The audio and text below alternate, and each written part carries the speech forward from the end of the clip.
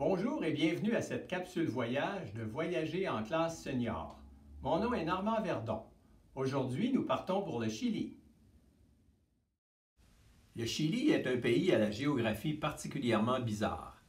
Il est formé d'une étroite bande de 180 km de large en moyenne qui part de la Terre de Feu au sud et qui s'étend sur 4300 km jusqu'au nord. Ce qui expliquera sa très grande diversité de climat. Du froid extrême des glaciers de Patagonie jusqu'aux chaleurs accablantes de ses déserts du nord.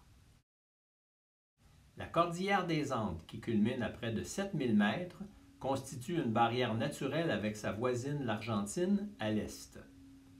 Finalement, l'île de Rapa Nui, mieux connue sous le nom d'île de Pâques, située à 3500 km à l'ouest de ses côtes, appartient au Chili depuis 1888. Le sud du pays est très peu habité. On n'y trouve pratiquement pas de route. C'est pourquoi on le visite la plupart du temps en croisière.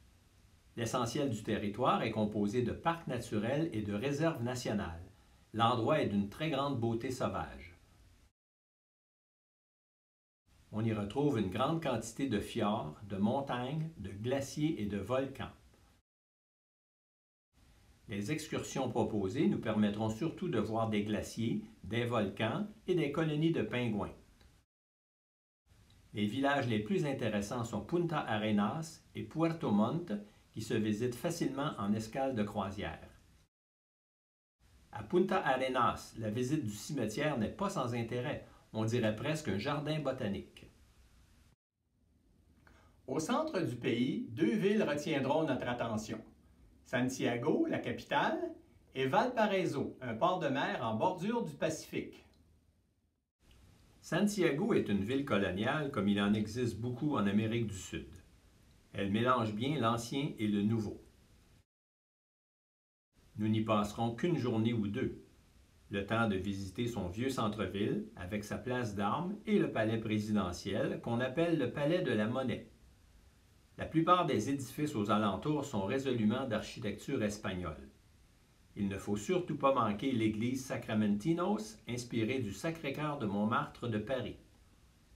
Et pour finir, on verra le très beau parc Cerro Santa Lucia. En plein centre-ville, l'endroit est un lieu de calme et de détente avec ses nombreuses fontaines et statues. À 90 minutes à l'ouest, sur la côte du Pacifique, on arrive à la ville de Valparaiso. Quelle étrange ville que Valparaiso! Une ville vraiment unique, et pour plusieurs raisons. Valparaiso est un port de mer, et c'est ici que débutent ou se terminent la plupart des croisières d'Amérique du Sud. En entrant dans la ville, on est immédiatement frappé par ses couleurs. C'est la ville des dessins et des graffitis. Partout. Les maisons privées, les lieux publics sont décorés et peints de toutes les couleurs. Ici, non seulement on n'interdit pas les graffitis, mais on les encourage. On raconte même que plusieurs artistes célèbres ont débuté leur carrière en faisant des dessins publics à Valparaiso. Le résultat est absolument spectaculaire. On a décidé en quelque sorte de laisser l'art populaire s'exprimer. Allons ensemble nous balader dans les rues de cette étrange ville.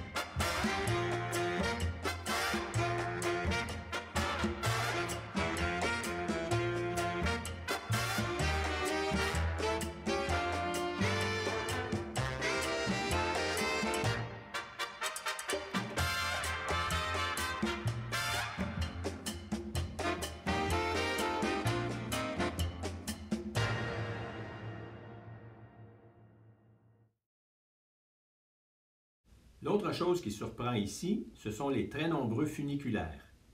La ville est construite sur le flanc d'un énorme escarpement. qu'on peut difficilement grimper à pied. On utilisera donc ces engins mécaniques qui, dans certains cas, sont plus que centenaires. Il faut entendre les bruits de ces vieilles mécaniques, pas très rassurants. Bon, on prend son courage à deux mains et on y va. On ne va quand même pas monter toute la falaise à pied. Dans certains cas, il nous a fallu faire un acte de foi envers la mécanique ancienne. Pour finir le bal, Valparaiso est aussi connue comme la ville des tremblements de terre. Le Chili étant situé en plein sur la ceinture de feu du Pacifique, la ville connaît régulièrement des secousses sismiques, dont quelques-unes majeures. À plusieurs reprises dans son histoire, Valparaiso fut complètement détruite et reconstruite. Nous sommes restés 3 jours dans la ville et oui, nous avons eu droit à une séance de brassage en pleine nuit. Un peu inquiétant pour quelqu'un qui n'a jamais expérimenté un tremblement de terre. Tout au nord du pays, tout près de la frontière de la Bolivie, se trouve le désert d'Atacama. Nous avons décidé d'aller y passer 4 jours. Les déserts sont toujours fort intéressants à visiter, mais celui d'Atacama a une réputation spéciale. C'est le désert le plus aride au monde. Imaginez, certaines régions de l'immense désert n'ont pas reçu une goutte d'eau depuis plus de 50 ans. Bien sûr, une visite dans le désert demande toujours une bonne préparation. Nous avions donc préalablement trouvé un guide, un Français expatrié, marié à une Chilienne, qui tous deux vivaient dans un véhicule de camping. La véritable vie de bohème, quoi. Et durant 4 jours, ils nous ont trimballés d'un endroit à un autre en nous montrant les lieux les plus spectaculaires. On arrive tout d'abord dans un petit bled appelé San Pedro de Atacama, une espèce de village sorti tout droit d'un film de cow-boy. Une petite place centrale, quelques boutiques pour ravitailler les promeneurs, quelques restaurants rudimentaires et toutes les rues sont en sable. Pour le dépaysement, difficile de demander mieux. Pour coucher, nous avions dégoté un genre de vieux motel où on pouvait voir à travers le plafond. Tout ça pour une petite fortune. Mais bon, nous ne sommes pas venus ici pour le luxe. Et chaque matin, dans notre valeureuse Westphalia, nous partons dans une direction différente. Une journée, ce sera la vallée de la Lune, avec ses paysages qui ressemblent effectivement à la surface lunaire. La vallée de la Lune a été modelée pendant des millénaires par l'érosion de l'eau et du vent. Le sol est formé de canyons, de crêtes pointues, de ravins et de monticules de couleur ocre qui lui donnent une apparence qui ressemble à la Lune. Le jour suivant, ce sera un lac de sel asséché. Le salar d'Atacama est le plus grand dépôt salin du pays. On peut marcher sur la croûte de sel pendant des kilomètres. Dans la région, l'humidité est presque nulle, ce qui fait qu'on jouit d'une visibilité quasi infinie. C'est aussi la région où on voit une très grande quantité de flamants roses. Ensuite, nous irons nous tremper dans des sources thermales sorties de terre. Même si on ne la voit pas, l'eau existe sous la surface du sol. Et quelquefois, cette eau sort du sol à une température très élevée. Nous verrons même quelques petits geysers. Tout autour, un espace infini avec quelques volcans ici et là. De temps à autre, des cabanes à l'abandon qui nous rappellent que les Autochtones, à différentes époques, ont tenté de survivre dans cet environnement hostile. Et quelques animaux du désert, des renards, des lièvres et aussi des vigognes, une sorte de mammifère de la famille des alpagas. Puis, nous quittons le désert et la poussière pour retourner à la civilisation. Façon de parler, en fait, puisque nous nous dirigeons vers l'île de Pâques. L'île de Pâques est une île minuscule perdue au beau milieu du Pacifique Sud. On dit que c'est l'endroit le plus isolé au monde. Elle est située à 3500 km à l'ouest du Chili et à 4200 km de Tahiti. Il faut un minimum de 5 heures d'avion pour s'y rendre. L'île, qu'on appelle maintenant Rapa Nui, son nom autochtone, fait partie de la Polynésie. Elle compte moins de 8000 habitants. Il existe une langue Rapa Nui, mais qui est en train de disparaître au profit de l'espagnol. De loin, la principale raison pour visiter Rapa Nui est la présence des immenses statues de pierre qu'on y trouve en très grand nombre. L'île a été découverte par les Européens en 1722, le dimanche de Pâques, ce qui explique qu'elle a longtemps été appelée île de Pâques. Et depuis ce temps, l'endroit constitue un mystère pour les historiens et les anthropologues. Qui a construit ces immenses statues? Et pourquoi? Que représentent-elles? L'île est minuscule et on y recense plus de 1000 immenses statues en basalte, une roche volcanique. Dans la langue Rapa Nui, ces statues sont appelées moai. On sait que toutes ces statues proviennent d'une carrière située au centre de l'île. Nous avons visité l'ancienne carrière où quelques statues ont été abandonnées en pleine fabrication. Mais comment ont-elles été déplacées à différents endroits sur l'île? Mystère. Plusieurs théories ont été avancées, mais aucune n'a été prouvée. Pensez-y bien. Les moai pèsent en moyenne 15 tonnes et certaines atteignent 80 tonnes. Leur taille varie de 2 à 9 mètres et certaines d'entre elles ont été transportées sur plus de 15 km. Pas facile de transporter de si grosses roches, surtout quand on sait qu'elles ont été installées entre le 13e et le 15e siècle. Pour épaissir encore le mystère, on voit que la plupart des statues tournent le dos à la mer et font face au centre de l'île. Était-ce un rite religieux? Encore un mystère. Finalement, nulle part ailleurs au monde on ne trouve de semblables sculptures. Durant 3 jours, dans un jeep de location, nous avons exploré l'île. En plus des énigmatiques statues, nous avons visité quelques volcans éteints. De nombreux endroits sont complètement inhabités et il n'est pas rare de rencontrer des groupes de chevaux sauvages.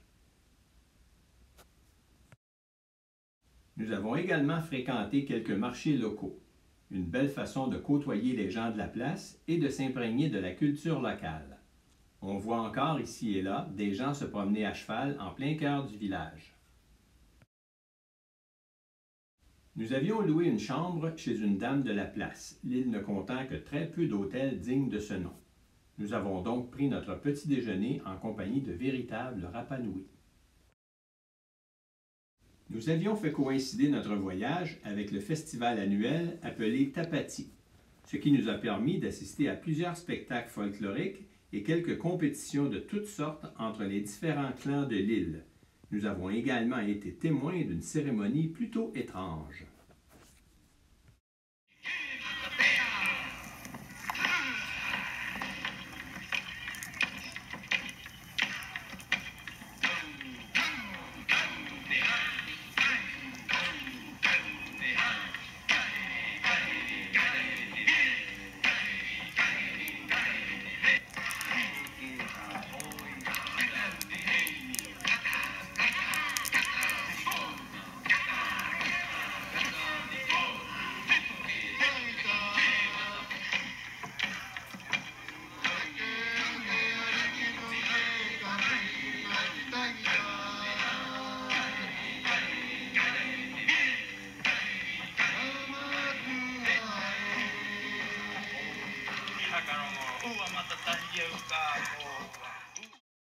Rapa Nui constitue un de nos plus beaux souvenirs de voyage.